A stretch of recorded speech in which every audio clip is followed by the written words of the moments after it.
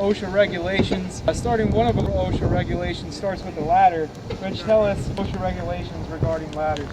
Well, the three big things that go with ladders is the first up, you can see its weight capacity right here.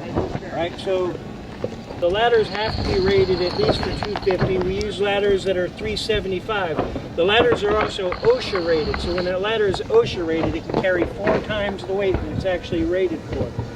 So that puts this ladder at somewhere around 1,500 pounds it can hold safely.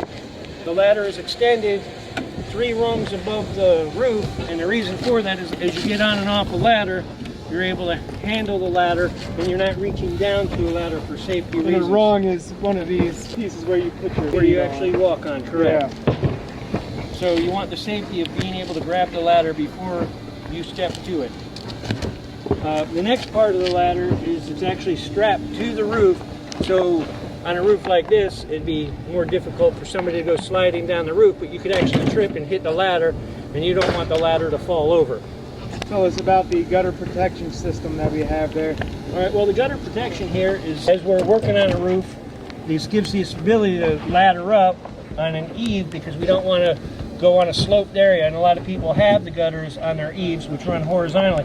So what this does is this gives us the ability to put the ladder on it, and it's rated the same way the ladder is, so it can actually be put there and not crush in or damage the gutters while we're working.